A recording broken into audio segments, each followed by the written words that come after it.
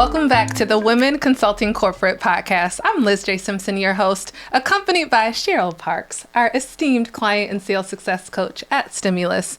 And today we have the distinct honor and pleasure of having a special guest today, Gwenn McGuirre. Gwen is the founder and owner of HBGM&Co. And today we're going to talk about finding success in business through ease and alignment. I think social media has this narrative of glamorizing success and hustle culture. And so when we talk about women consulting corporate and growing their business through corporate clients, I am so excited for this conversation. Y'all really missed it because in prep, y'all missed all the gold. So hopefully we can repeat it all for you today. But Gwen, welcome. Thank you so much for having me. It's an honor to be here amongst you two. Thank you. Okay, I want to start how we started our conversation before this, which is talking about where we are in life and how we're doing. Just in this season, as a woman in business, it's holiday season right now. How are you? I am in divine alignment. I love that. To be honest. I know behind the scenes when we were discussing, that word that I used was amazing, but it didn't quite fit where I am in this season right now. And it took me stepping back and coming back to the middle. That song by India Arie is what I think of when I think of coming back to the middle. And what that looked like for me was coming back to God, and realizing that my partner through this journey is God, and it's going to have to be God throughout. I never saw myself within this space. I'm an introvert, and I stepped into a very people-y space. I often sit back and I'm like, how did I get here? I'm talking to people every day. Right. This isn't necessarily my thing, but at the same time, it feels so aligned because I'm finally in a place to where I'm answering my calling, I'm answering my purpose, I'm on the right path. And if I leave here today, I know without the shadow of a doubt that God is proud of me, period. And so that's the season I'm in. That's where I am. I'm also becoming. Michelle Obama wrote her book, Becoming. And to be honest, it's been sitting on my bookshelf for a while. Okay. Sometimes I'll go into a bookstore and I'll pick up different books. And they sit there for a while until my spirit says, hey, it's time for you to read this. Ooh, yep. Right? Yeah. And so that's where I am right now. I am becoming the leader of $1 billion company. Say that. I am becoming the CEO that I need to be to get there. I am becoming the empathetic person that I need to be in order to grow a company and to culture a company of women. To culture a company that focuses on the entire woman and the entire human. You know what I mean? Yeah. I'm becoming all of those things, and I see it so clearly. And I think even the tough times, the tough days of business, I already know where I'm going, and I keep that within my forefront. It's still hard. Don't get me wrong. I still have days where I'm on the floor and I am bawling my eyes out. You know what I mean? It's, but God told me, he said, you're going to be a multimillionaire.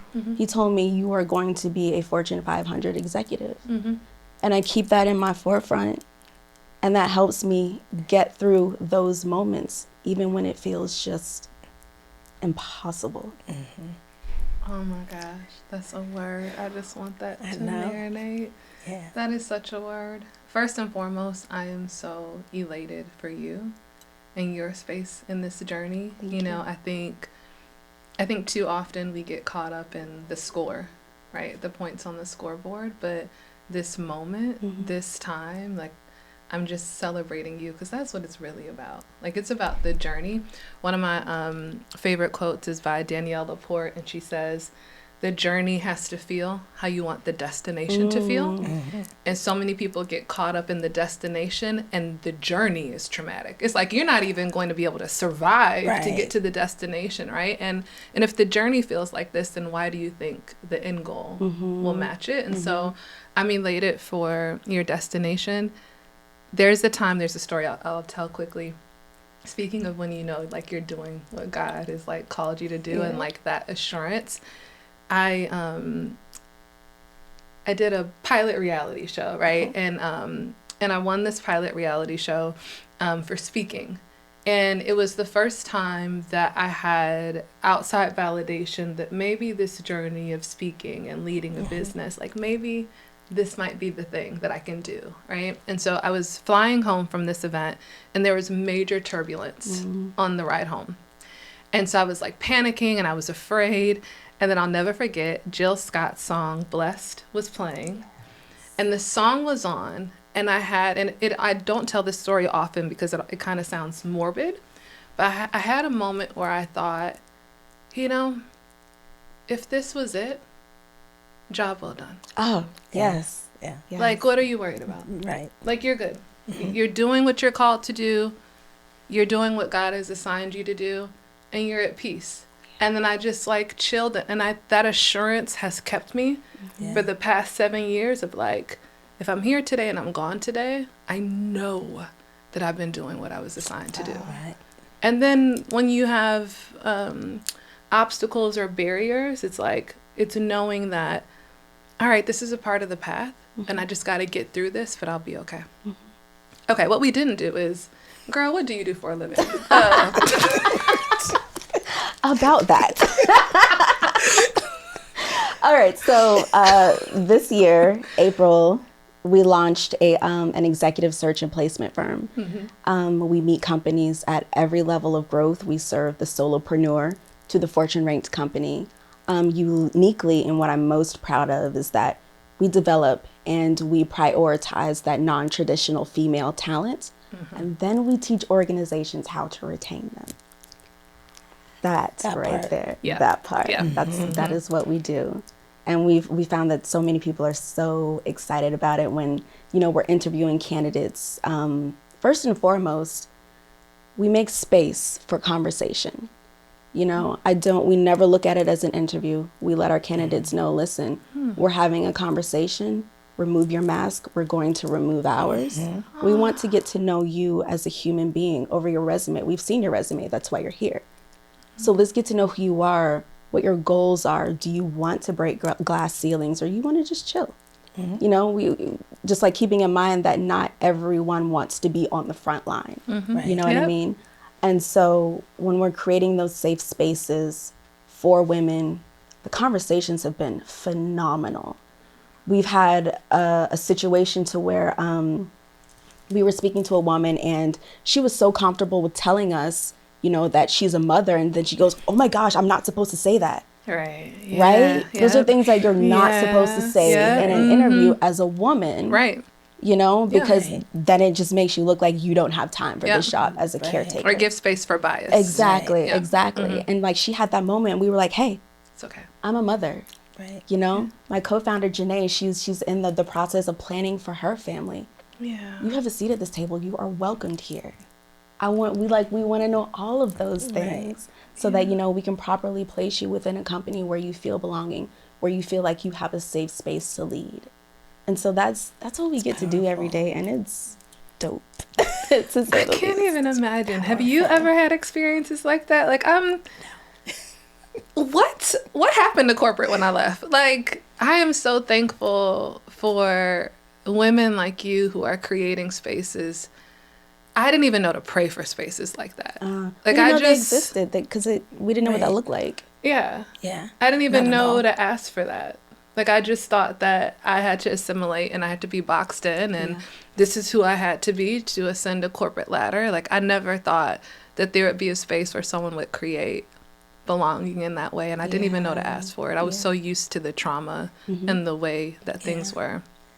But I think it's literally the second part of what you do is so important, because you're also curating that within the organizations, because that's what was missing. You could be as unique as you wanted to be, but there was nowhere you wouldn't rise. So you're allowing people to rise based upon who they are, which is... And it's so beautiful to watch them to rise. Yeah. Did you hide? So I was a single mother in corporate America, and I tried to hide it as much as possible. I tried to hide my responsibilities. Did you hide yours, or? 100%. I can remember a manager wanting to walk me to my car, and I had a car seat in the car, and I was in my head trying to figure out how can I get him? How can I shed him? Because those are things you did not discuss. Yeah. You know, I mean, there were so many things. Being a single parent, being a mother, right? Whether you're a single parent or not, being a mother, where you live. Like there were so many things that you wanted to kind of fold into that box that they're looking for. Absolutely. So that's special. That's super powerful. Yeah. How did you find yourself in that space? It definitely wasn't a space that I envisioned myself, because again, I'm an introvert. I think I had become so comfortable with freelancing that stepping out into the CEO role or into, running a company never really crossed my mind. And so I have a 9-year-old son. His name is Micah. Hey, Micah. He's Micah. And I stepped away from corporate America around the time that he was born, because I wanted to, for one thing, I was facing a lot of harassment and bias with a current manager during that time. But at the same time, I didn't want to miss those moments with him. And so I made that flexibility for myself, and I became a virtual assistant. And then on that journey, I found myself just like transforming the landscape of my resume and my pay scale. I find myself in chief operating roles within startups, operations manager, just whatever startups needed at that time to help them grow. I just have a really intense, super intense operations brain. Okay, everything is a process to me. I see Kelly over there. Kelly's off camera over here celebrating. Our director of ops is in the corner having a praise dance. And so I really thrived in startups in helping to build the floor, helping to build the framework, going in, putting in the flooring and the walls and, then the decorations and all those kinds of things. And so I don't necessarily have one of those really gritty emotional origin stories as far as how I went from freelancing to the CEO of HBGM&Co. Right. It happened. I met my co-founder in Cartagena, Colombia. We were on a girls' trip, and it was my first time out of the country.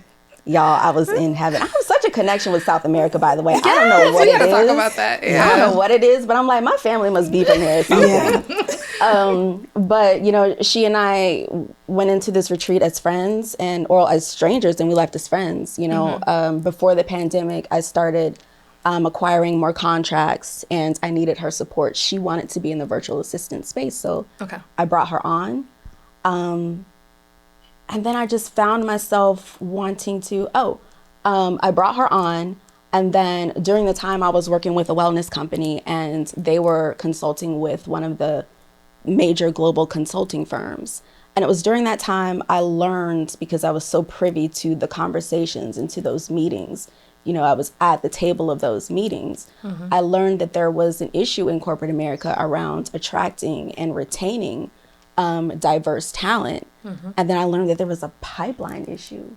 Like, what's a pipeline? What? You know what I mean? Yeah. And I researched that thing a little bit more, and I'm like, there's half truth to that. Yes, there's a pipeline issue if you are continuing to attract that same white male Ivy League suit. Yes. But then it's also a very dangerous narrative, because if you consider your diverse hires, you consider those non-traditional hires, like those individuals with differences, you have your veterans, you have your immigrant women, just those other non-traditional hires, then the pipeline exists. Right. You just refuse to acknowledge us. Yes. That's what it is. And that's how I found myself in this space. We spent 2 years, within the ideation stage, and then we launched April of this year. We hosted a live panel around DEI and, its implications on Black women. And, we've been soaring since then, honestly. What you're doing is such a masterclass, but in What I love is it's all rooted in alignment and ease. Yeah. Like I feel like we need a recap episode to tell the teaching, like the things that you're doing that are a part of our teachings, but the way that you're doing them, it's done in such ease. And I think we were talking about this earlier. When we talk about like sales or acquiring corporate clients or attracting them, people put on this like stiff, robotic, like sales is so robotic. And we talk about how we're all in the business of people, right? And so the way that you're going about this, even for you to have a launch event, that is a conversation. Right. Like we teach a lot about having like executive roundtables or having events, and you're bringing the buyers together. And the power of that is, one, you're anchoring in their mind what your expertise is, but two, you're bringing them together to have their own conversation. So you're also hearing, oh, this is what they think of this problem. This is what they're trying for this problem. And so it creates so many opportunities. So I love that you all did that for your launch. And I want to go back to you talking about this gritty, emotional origin story and like feeling like, oh, you know, my origin story is not so gritty. Cheryl, do you kind of want to talk about like our just thoughts on origin stories and why you create a business and focus in an area? Yeah. So the big word is outcomes, right? So if you're in conversation and you're starting to understand what the business is looking for, the outcomes are looking for, like, that isn't gritty. That is just the work behind the scenes. That is getting in there and doing the research and having the conversations and staying in motion. And I call it patiently, like being diligently patient, right? So you're always moving towards your goal, intentional goal, just as a human, and having conversations and aligning and adding ease and, you know, but doing the work. It's work, people. It's work. And as Liz said, I want to add this: you're doing the work, and then grace meets you. Yeah. Grace meets you there. Yeah. It's like you work your, you know, I have to be careful because I'm not a fan of hustle culture.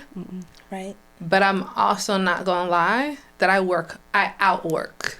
Like I'm kind of, I got that Lil Wayne complex. Like I'm dropping mixtapes every 5 minutes. Like you are not gonna outwork me. You know what I'm saying? But I think when you're in alignment, I have friends who are like, girl, you're always working, but it doesn't feel like heavy work. Like it's just like if I'm showering, I'm like, got some divine inspiration. So, I mean, if you're clocking my hours, I'm putting in a lot of hours, you know what I'm saying? But I don't feel like I'm working, you know what I mean? Because I'm in alignment. So, but I also know that my greatest opportunities and breakthroughs in my business, they're things that if someone's like, how did that happen? I'm like, oh no, that was grace. Like God stepped in. Because I only took it so far. I know that only came through grace, you know? So I do appreciate that. And I love that, you know, so many people come to us and they're like, how do I get started to land corporate clients? We get that all the time. So many women are like, I've not had access. I don't have resources. How do I get started? And what I love that you did is you focused on one problem. So you were solving a problem as a virtual assistant. You got exposure to other problems. So then you then are like, okay, now I can be in an operations role at a startup. And then you're hearing and being exposed to other conversations. And you heard a new problem and you said, wait a second. I want to get involved in solving that problem. Right. And I also think as a narrative in the society that we do a poor job about articulating why you should start a business. Like you start a business to solve a problem. You don't try to create a problem. And they say that's the death of so many small businesses. The reason why so many small businesses fail is because they're trying to create a business, but there's no need or there's no problem, right? And so I think if you want to serve corporate clients, you have to start getting in proximity and having conversations to understand what are the needs and the problems. Exactly. Speaking of ease, can we talk about... So listen, I'm gonna need for you to give us some props for a second. I'm about to ask for something. I need you to explain how you got in our sphere. So why were you attracted to Stimulus? Like you came to Mexico with us. We just had this amazing experience, 3.5 days in Mexico. Yeah. You're joining the 12% accelerator. So January we're going to Puerto Rico. Are you coming? Can you come to Puerto Rico? I'm trying. Okay, all right, you can come with us. But tell me about where you are in your journey and how we came on your radar and why. Man, listen, I was attracted to you. Okay, girl. That's what it was. So I followed you on LinkedIn, and just kind of stalked you for a while, honestly. We've heard that before. Yeah. But what drew me to you was just like your authenticity. And you, every time you showed up, like it was always Liz. And I didn't necessarily know you, but I felt like I knew you, you know?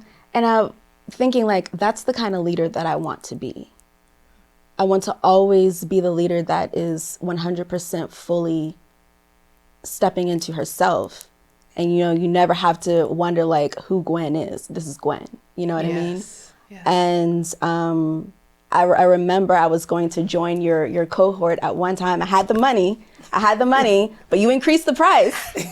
And I get it. Yesterday's price is not today's price. Oh, it's like, never. Listen. And I understood. And so then you opened up this retreat, you know, to everyone, mostly, but you know, you also accepted only 30% of applicants. And so I jumped on that one. I love, again, South America. It was Mexico. I needed a whole vacation. And it was also an opportunity to just like get the gems and just like have that one-to-one time with you all. Yeah. And I was like, listen, credit card, you can have all my credit cards at this point. And so, yeah, joined you guys in Mexico, and Cheryl, just being in session with you, just like the first 10 minutes, I was like, I understand. And just like you were saying earlier, you know, with building those corporate relationships, and we're so robotic. Yeah. You're right, because that's how I was until I had Cheryl's session. Through. Y'all don't know. Y'all better put respect on Cheryl's name. Right, listen.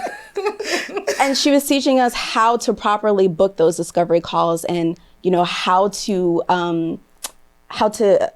connect those relationships. And then you know you teach that within your network there is a corporate client there, right? And so within that session with Cheryl, I was like, I got this. I'm about to book like 15 discovery calls. And then in session, I booked like 3 of them. And then I told you as I was walking out the door, I expected more, and I got like 3 more that day. She did, yeah. So yes. Wait, no, let's pause on that. Let's, I don't think y'all understand what she's saying. She's saying she came to Mexico. And Cheryl over here, listen, don't let the humility fool you, okay? She's a silent assassin over here. So Cheryl, so what we do, so that you all know, we have 3 stages in what we call our success path. So we call it validation, traction, and CEO activation. And there's 3 of us. We're missing Heather. Shout out to Heather in Canada. We couldn't fly her in this time, but she's going to be here next time. But so Cheryl was coaching the women in Mexico who were in the validation stage. And so the focus in validation stage is we are trying to build your pipeline, right? Like we believe in massive imperfect action. It's like get out the lab and start booking conversations, because you cannot get contracts without conversations. And so in this session, Gwen and Cheryl, this is within, because that session was like an hour and a half, 2 hours. Yeah. So within a few hours, you booked 6 meetings with executive buyers. Yep. That's insane. I did. Yeah. I did. But what I learned most was, you know, from Cheryl was just how to create that authentic conversation. And, you know, during the retreat, I'm happy to say that, you know, I made a huge connection with a possible corporate client that we're in talks with at the moment. And I have to say that, you know, again, I'm an introvert. And so I am deeply, okay? Yeah. So conversation for me is awkward, especially, you know, amongst a large room of people. Right. Because as introverts... This is what she's saying. She's like looking around at all the people in the room. But thank God, like, I know you guys, so I'm okay. Yeah. I can open up. But like as an introvert, we are listeners first, we're thinkers second, and then we're responders last. And within this entrepreneurship space, like, you're always expected to have an opinion about something at the drop of a dime. Yes. And that's so much pressure. It is. That's so much pressure. Yeah. And not only must you have an opinion, but you have to prove yourself as a thought leader within the space. What? That's a lot of talking, y'all. That's a lot for me. And so just kind of going back, during the retreat, there was, you know, a particular, you know, woman that you brought, you know, for us all to speak with and to learn more from. And I'd sit back and watch how like women were just like approaching her, having their conversations, booking deals on the retreat. And I'm like, I'm awkward. It's not gonna go well. You know what I mean? And so I wrote down in my notebook, the notebook that I was keeping for the week. I've got all my pages of notes. And I wrote specifically, I said, God will create space for us to have a one-to-one. And that is exactly what he did. Yeah. That's exactly what he did the very last day of the retreat. Everybody's leaving. I realized I did not book a shuttle to the airport, y'all. It's an hour away. I'm not trying to get stuck in Mexico, okay? Not about that life. And so this woman was, headed to the airport, and she had a car all to herself. And I asked her, I said, would you mind if I shared this ride back with you? And she didn't. And we had a full hour of I didn't even talk about my business. She didn't talk about what she did. You know what I mean? Right. We were just connecting as mothers, as brown women in the space, human to human. You know what I mean? Yes. Human to human, which I feel we don't do anymore. The space is so automated now. Oh my gosh. Don't right? We won't, because I can go on that for a minute. And that relationship turned into corporate conversations. Wow. And Cheryl, I have you to thank for that, my love. You took the step. That stepping into it is all of it. Like, we can talk until we're blue in the face. But taking the step and showing up for yourself and knowing your own timing, because I am you, you are me. I was shy, but I understand that piece. Like, I want this to be, I want it to, like you said, I want the journey to feel like the destination. So I don't want to be awkward in the conversation, because I want our destination to feel authentic and relaxed and not like, I'm stalking you around the room. And so you waited patiently and you knew it was coming. So I love that. This beautiful story. There's a quote, and when we'll wrap up, there's a quote by Anthony Iannarino that I love. And Anthony Iannarino is this B2B sales expert. He's someone that I just adore and have a great relationship with. And he says that sales is creating and capturing opportunities. And it's one of my favorite definitions of sales, because I think too often people think sales is being aggressive, manipulative, slimy.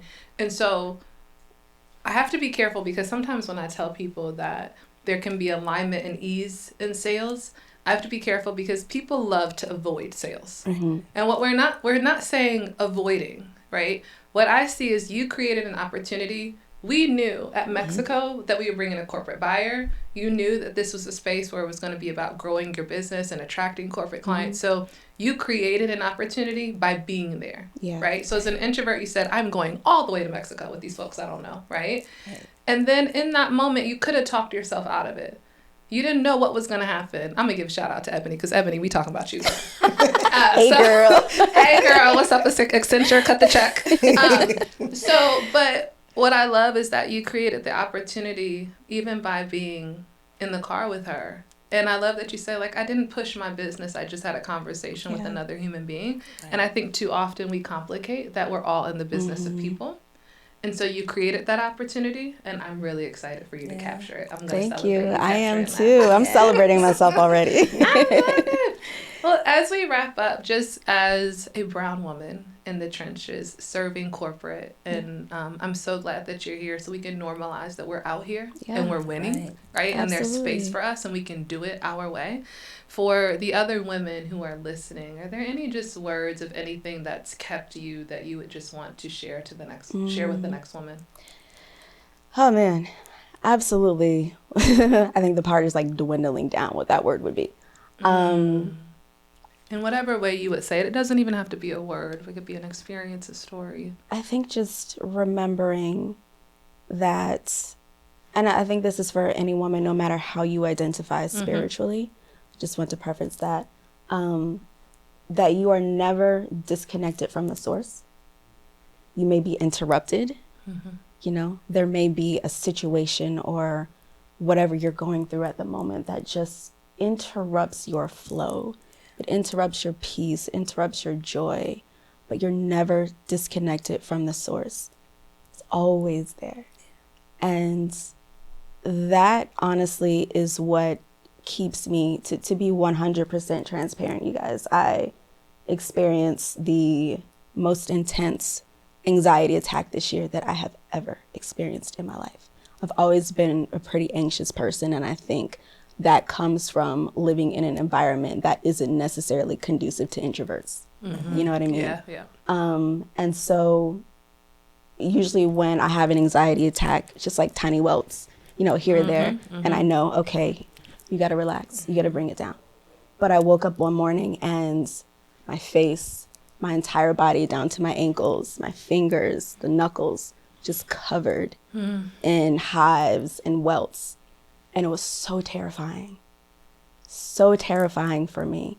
But it was at that moment I realized that I had been not only overproducing, but overproducing on my own. You know what I mean? You have to remember, especially within the entrepreneurship space, that your partner is the source. Your partner is God. You cannot do this. You cannot do this on your own. Although you are more than capable, and you have the wisdom and the knowledge and the tools and the resources, that still comes from somewhere. And you have to be connected in order to pull that. You know what I mean? Yes. And to live within that peace and that understanding that no matter that you're bawling on the floor right now after looking at your P&L, right here, looking at your balance sheet, okay? You're not going to stay there forever. It's a lesson. It's a season. Yeah. And for me, that taught me that I needed to hustle harder. That taught me that I needed to learn sales.